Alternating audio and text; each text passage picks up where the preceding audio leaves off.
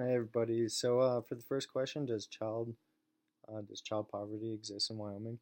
I think it's kind of a tricky question. I think it does to an extent, but I definitely feel that in bigger places that the child poverty is way worse.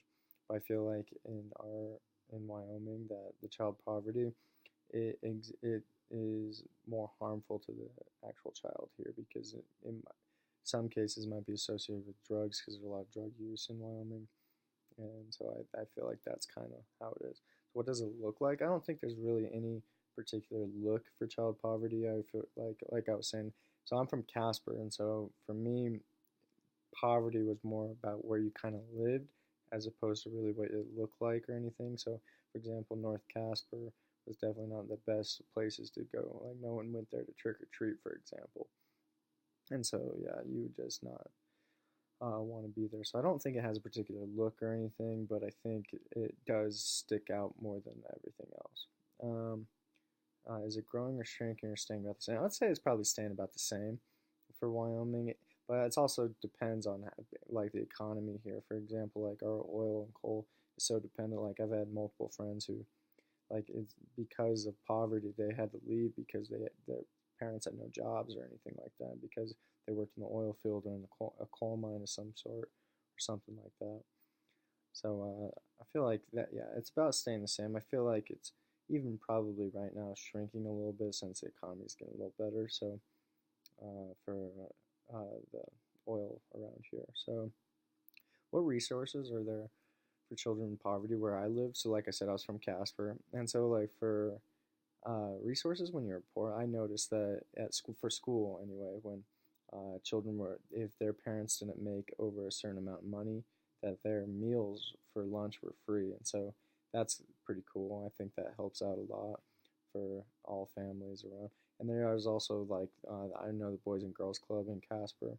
They helped out a lot with after school, basically daycare and stuff for the children who couldn't go home right after school and things like that. And yeah, they help out with like I know a lot of churches and youth groups are around that help out with impoverished kids and give them activities and ways to help them improve as people and help them develop.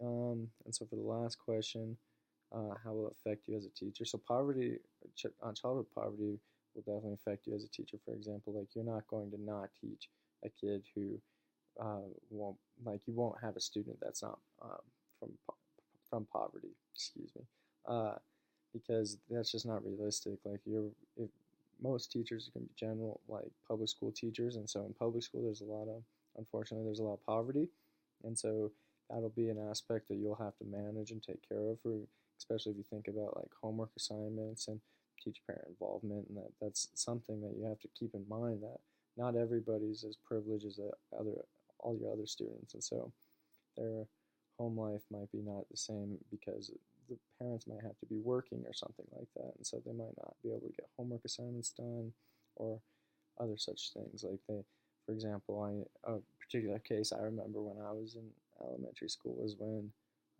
like is showering. I feel like that could probably go back to like what does it look like as well as like some of the more poor kids would not shower as much as they would, and so they'd smell, and so they'd have to go to the nurse all the time in order to get like deodorant and things like that. And so, I mean, I feel like that could be kind of what it looks like too. So yeah, no, I think it'll definitely affect people as a teacher. So yeah, thanks.